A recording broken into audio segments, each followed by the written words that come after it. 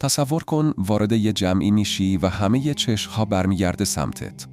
ولی نه با تحسین، با ترس، با احتیاط، با احترام. این قدرته. محبوبیت نیست، تشویق و هورا کشیدن نیست. قدرت یعنی وقتی اسم تو بوش هم پچ پچ میکنن. وقتی هیچ کس جرأت نمیکنه به چالش بکشتت. وقتی سکوتت از 1000 کلمه تهدیدآمیزتره. دست نیافتنی بودن ربطی به دوست داشتنی بودن نداره. یعنی فراتر از دسترس باشی. یه طوفان که نمیتونن بخوننش، نه کنترلش کنن و نه ازش فرار کنن. ماکیاولی هیچ وقت دنبال این نبود که بقیه دوستش داشته باشن. دنبال این بود که دست نیافتنی باشه. سرد، استراتژیک، شکست ناپذیر. میخوای قدرتمند باشی؟ پس به یه راز تبدیل شو. دسترسی رو قطع کن. هیچ وقت توضیح نده. بذار تو کف بمونن که داری به چی فکر میکنی. به کی اعتماد داری. حرکت بعدی چیه؟ مهربون باش. ولی هیچ وقت نرم نباش. در معرض دید باش. ولی غیر قابل دسترس. چون وقتی دستت رو بخونن، قابل پیشبینی میشی و آدمای قابل پیشبینی، قابل حذف شدن. شخصیت دست نیافتنی مادرزادی نیست. ساخته میشه. با فاصله، با سکوت، با کنترل مطلق روی احساسات و تصویرت. قدرت از همه جا بودن به دست نمیاد. از کمیاب بودن میاد. از همون جایی شروع میشه که دسترسی تمام میشه. هرچی بیشتر در دسترس باشی، بیشتر حس میکنن که به تو حدی دارن. و این حس حق داشتن دشمن احترامه. اگه بتونن بهت برسن، ازت استفاده میکنن. اگه بتونن هر موقع خواستن باهات حرف بزنن، با بی‌دقتی بیشتری باهات حرف میزنن. این طبیعت انسانه و ماکیاولی میفهمید که به این طبیعت نباید اعتماد کرد. باید کنترلش کرد. برای دست نیافتنی شدن باید کمیاب بشی. نه غایب، بلکه محدود، کنترل شده، حساب شده. بذار صداتو فقط وقتی که لازمه بشنون. بذار صورتتو ببینن، ولی به ندرت. هر بار که دسترسی رو رد میکنی، ارزشت رو بالا میبری و هرچی با ارزش تر بشی، قدرت بیشتری داری. ماکیاولی می نویسه یه حاکم باید یاد بگیره چطور با ترس از خودش محافظت کنه، نه با عشق. عشق به بقیه وابسته است. ترس رو خودت خلق میکنی. وقتی دسترسی رو رد میکنی، وقتی عقب میکشی، وقتی اونجایی که منتظر جوابن ساکت میمونی، شروع میکنی به الغای ترس. از اون ترسای خوب، از اون ترسای مفید، از اونایی که کنترل و دست خودت نگه میداره. سکوت رو با ضعف اشتباه نگیر. سکوت یعنی تنش. و تنش قدرت میسازه. کمتر حرف بزن. فقط وقتی حرف بزن که قرار اتاق رو بلرزونه. آدم دست نیافتنی بلند حرف نمیزنه. سنجیده حرف میزنه. حضورش فشار داره. سعی نمیکنه کسی رو تحت تأثیر قرار بده. کاری میکنه بقیه به خودشون شک کنن. توضیح نمیده. آدما رو تو خماری میذاره. راز یه اهرمه. فاصله یعنی سلطه. محیطت رو کنترل کن. نذار هیچ کس باور کنه که کامل میشناستت. نذار هیچ کس فکر کنه به هسته وجودت دسترسی داره.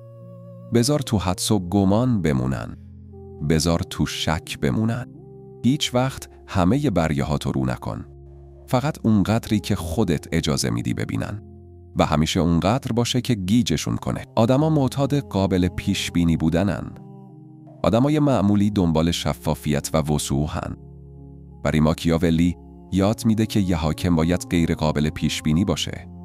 وقتی حرکت بعدی تو ندونن، ازش میترسن و وقتی بترسن، تردید میکنن و تردید برگ برنده توه. روی حضورت، روی زمانت، روی کلماتت منضبط شو. بیشتر آدما زیادی حرف میزنن، سعی میکنن ثابت کنن، توضیح بدن، التماس کنن یا پوز بدن. هیچ چی رو فاش نکن. مگه اینکه یه سلاح باشه. کمتر از حد لازم حرف بزن. قبل از جواب دادن مکث کن. بیشتر از اینکه حرف بزنی نگاه کن. همه رو مطالعه کن. به هیچ کس اعتماد نکن. دسترسی احساسی تو هم باید قطع بشه. نباید بفهمن کی خوشحالی یا کی عصبانی. علنی جشن نگیر. علنی سوگواری نکن. نذار هیچ کس فکر کنه احساساتت رو میفهمه. چون وقتی بفهمن چه حسی داری، میفهمن چطور کنترلت کنن. آدما از احساساتت علیه خودت استفاده میکنن. برای همینه که باید غیر قابل خوندن باشی. از نظر احساسی نامرئی. هیچ وقت نذار فکر کنن بهشون نیاز داری. لحظه‌ای که حس کنن بهشون نیاز داری، شروع میکنن به بازی دادنت. ولی وقتی جوری رفتار کنی که انگار قابل جایگزینی هستن، وقتی نشون بدی که زندگیت بدون توجه به حضور اونا به جلو حرکت میکنه، زانو میزنن. زمان تو باید گرون به نظر بیا. حضور تو باید مقدس به نظر بیا. توجه تو باید به دست آوردنی باشه.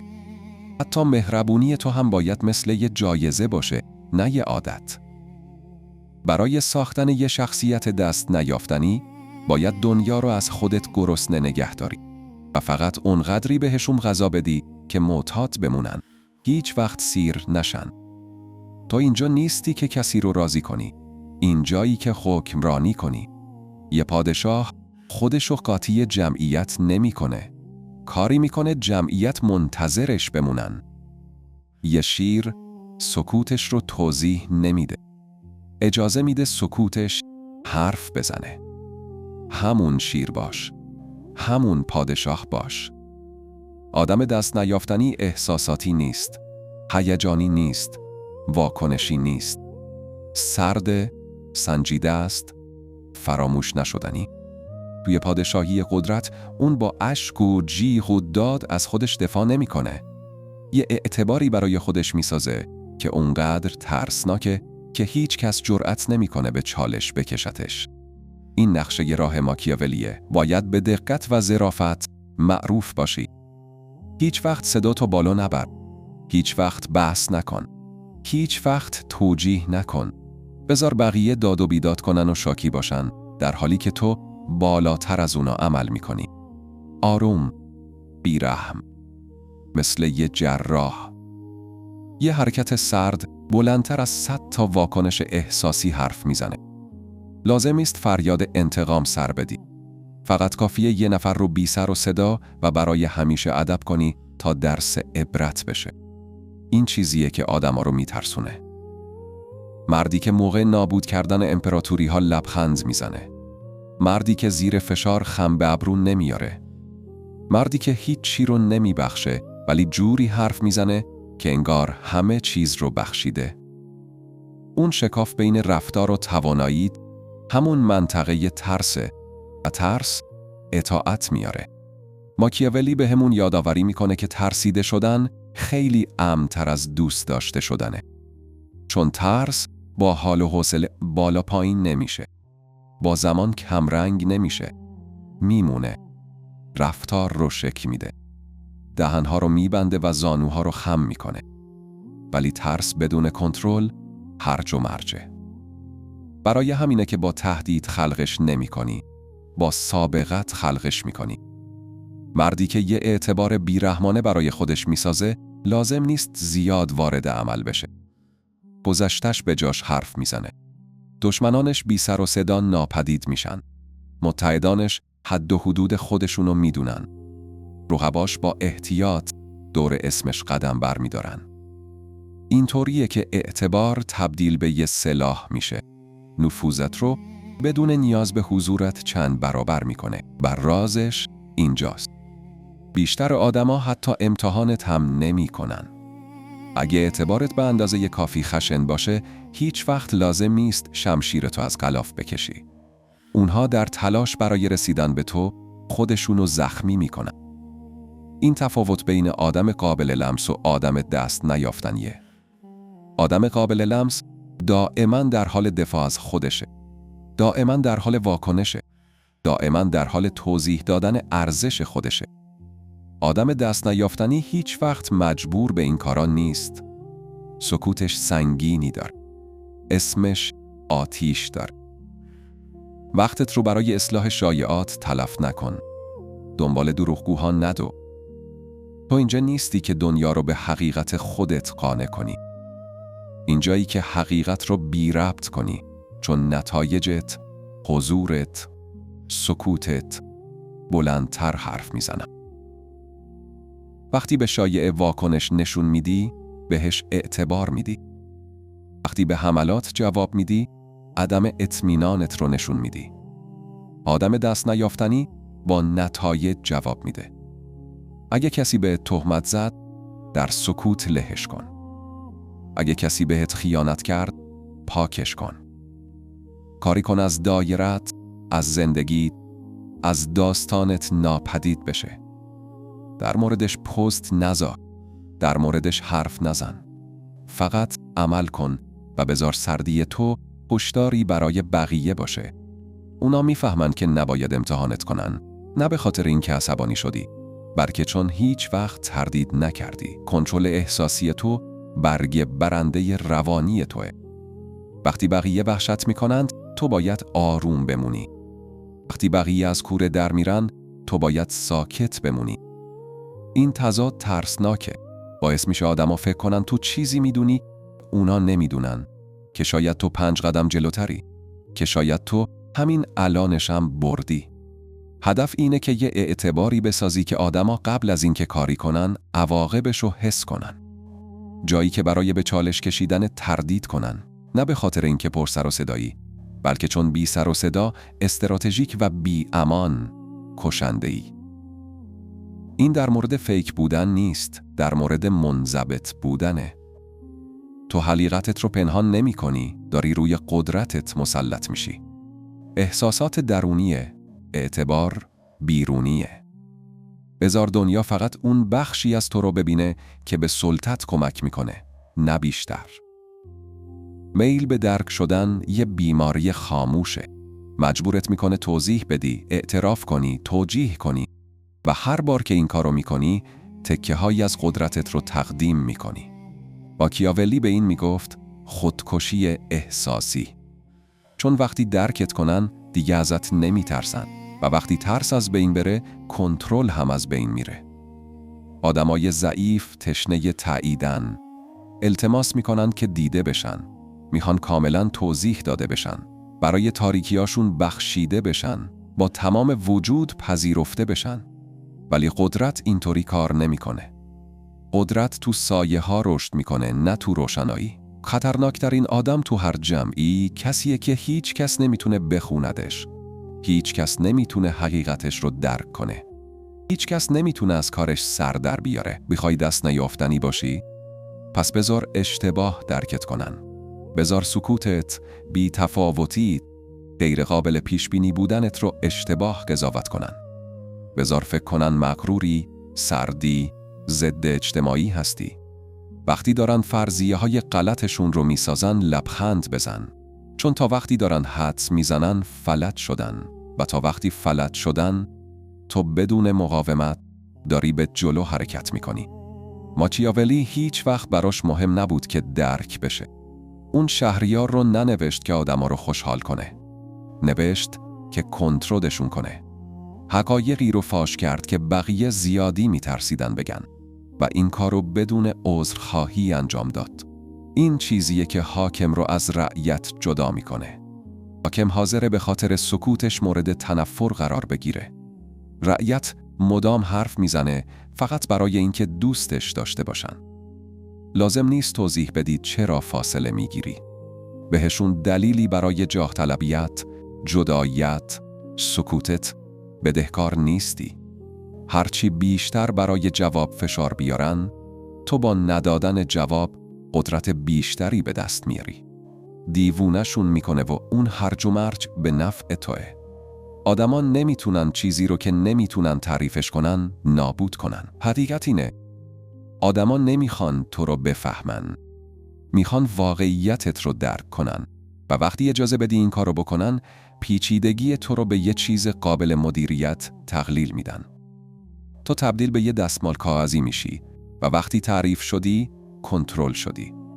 تو دیگه یه نیرو نیستی، تو رو آشنای خودشون کردن و آشنایی کشنده است.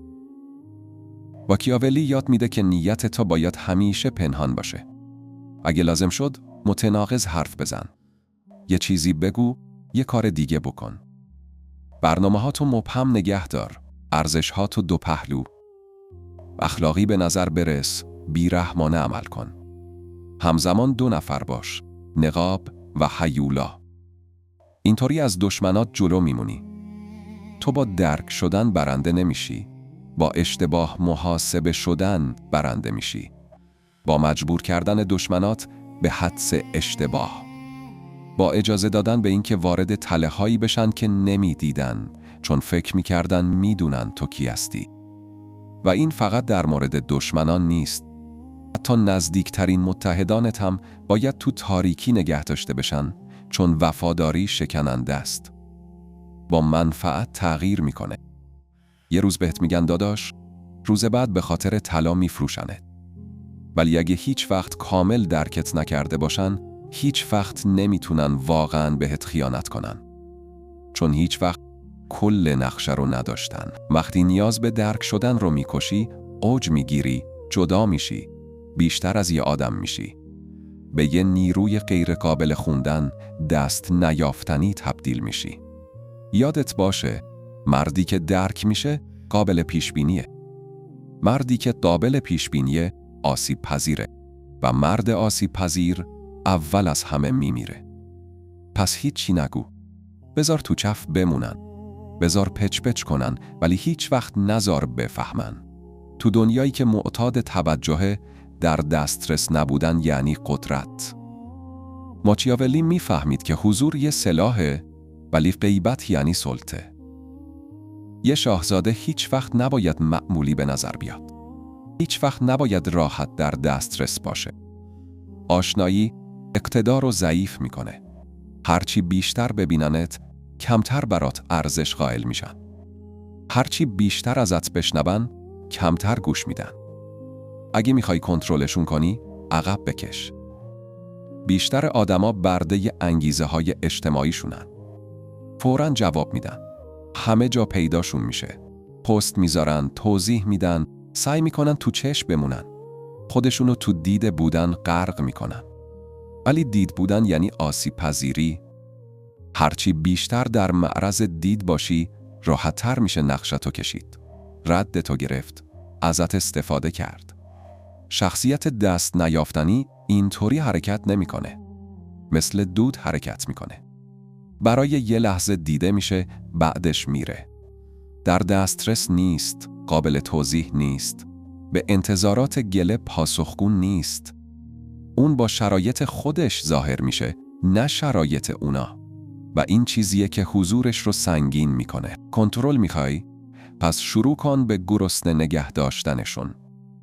از جواب گرسنه نگهشون دار، از جزئیات گرسنه نگهشون دار.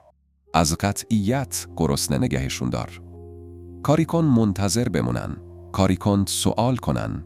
و از همه مهمتر، کاری کن دنبالت بیفتن. قدرت فوراً جابجا میشه وقتی اونا شروع به دنبال کردن تو میکنن. در دسترس نبودن یه ماشه روانیه. کمیابی وسواس میاره. هرچی بیشتر عقب نشینی کنی، بیشتر تو رو میخوان و وقتی تو رو بخوان، تو صاحب بازی هستی. این فقط در مورد فاصله فیزیکی نیست. احساسی، فکری، استراتژیکه. اون آدمی نباش که همیشه در دسترسه. اون آدمی نباش که هر پیامی رو جواب میده، تو هر جلسه‌ای شرکت میکنه، هر فکری رو به اشتراک میذاره. کمیاب باش. دیر برس. سرد باش. بذار بهای توجه تو رو حس کنن. تو اینطوری آموزششون میدی. با سکوت، با تأخیر، با غیر قابل پیش بینی بودن. وقتی بفهمن که نمیتونن برای راحتی، برای تایید، برای حضور بهت تکیه کنن، شروع میکنن به چرخیدن دور تو، نه برعکس. تو مرکز ثقل میشی.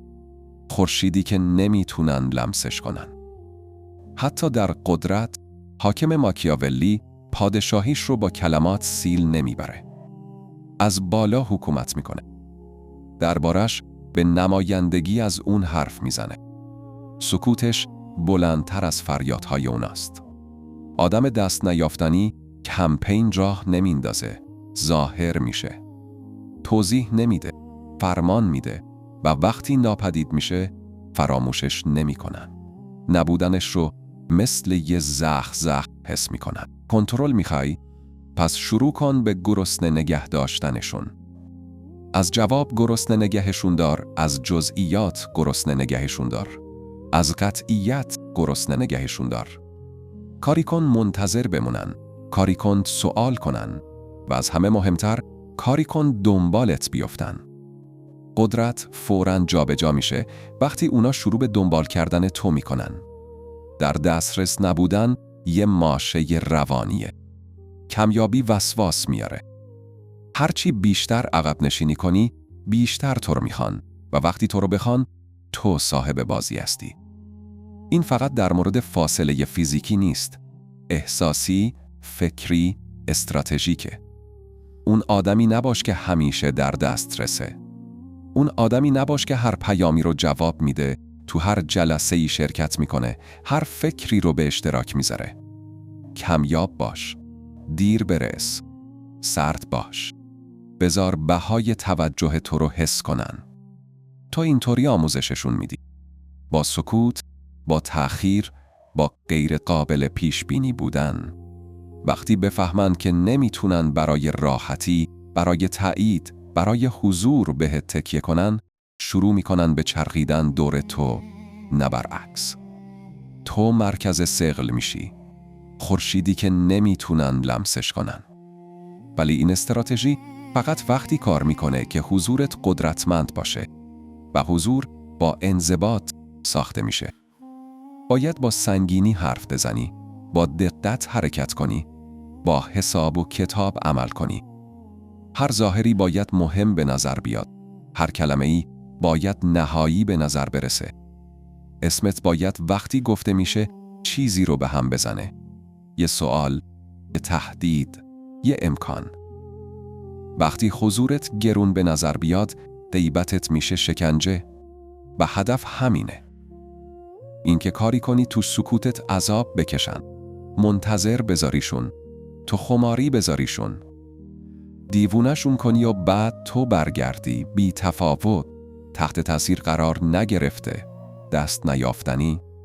اینطوریه که قاب رو به دست میگیری. پادشاهان اینطوری به قدرت میرسن. نه با همه جا بودن، بلکه با بالاتر از همه جا بودن. جدایی یعنی احترام. فاصله یعنی میل.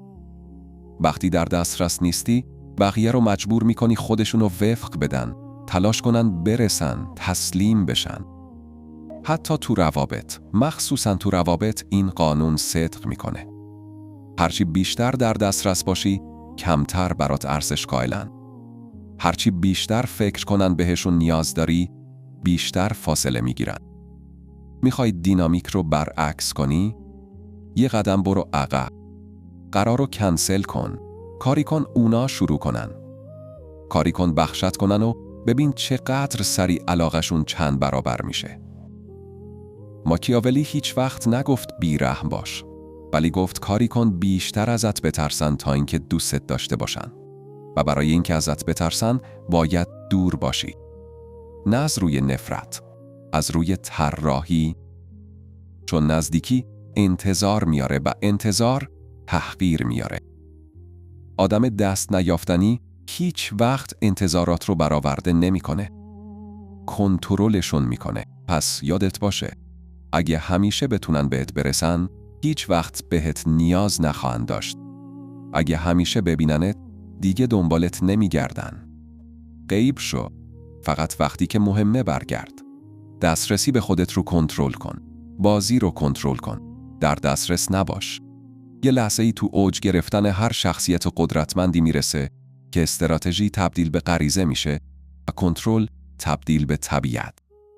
جایی که تو دیگه بازی نمی کنی. تو خود بازی هستی. اون موقع است که به فاز نهایی شخصیت دست نیافتنی رسیدی. لازم نیست حرف بزنی و با این حال گوش میدن. لازم نیست از خودت دفاع کنی و با این حال هیچ کس جرأت نمیکنه حمله کنه. لازم نیست ارزشت رو ثابت کنی. سکوتت بیشتر از همه فریادهای اونا اثر میکنه. تو دنیایی پر از سر و صدا، تو به اون صدای کسی تبدیل شدی، تشنشن ولی نمیتونن بهش برسن. این نفوذ نیست، این حاکمیته. در این نقطه شخصیت تو ساخته شده. افسانه زنده است. تو دست نیافتنی شدی. نه با شانس، با انتخاب. تو اون بخشایی از خودت رو که التماس توجه میکردن ساکت کردی.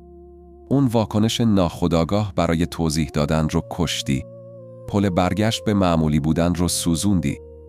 غیبتت رو به نفوذ، غیرقابل پیشبینی بودنت رو به ترس و اسمت رو به افسانه تبدیل کرد. ماکیاولی میگه فقط برنده نشو، طوری برنده شو که هیچ کس نفهمه.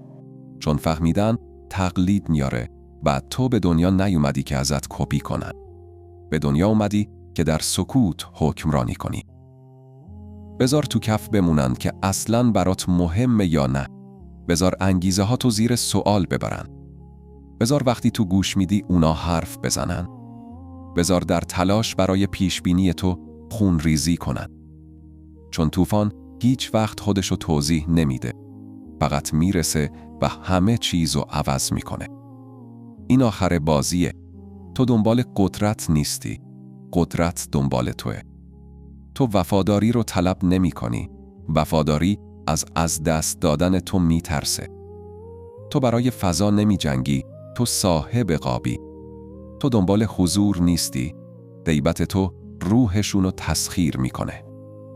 و اگه تا اینجا همه چیز رو دنبال کردی، اگه دسترسی تو عقب کشیدی، نیاز به درک شدن رو کشتی، روی در دسترس نبودنت مسلط شدی، احساسات رو با افسانه جایگزین کردی و به یه مفهوم انتزاعی ارتقا پیدا کردی، فقط قدرتمند نیستی.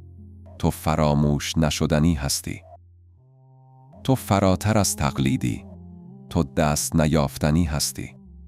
اگه تو این تشریح بیرحمانه قدرت، راز و جنگ روانی ارزشی پیدا کردی، سابسکرایب کن. اگه از نادیده گرفته شدن، دست کم گرفته شدن و لگدمال شدن خسته شدی، ویدیو رو لایک کن. این کانال بهت آرامش نمیده، بهت شفافیت میده و شفافیت کمیابه. پس اگه آماده ای که چیزی بیشتر از یه چهره دیگه تو جمعیت بشی، اگه آماده ای اون شخصیتی رو بسازی که در موردش پچ پچ میکنن ولی هیچ وقت نمیفهمنش، پس جای درستی هستی. لایک کن، سابسکرایب کن و بیب شو.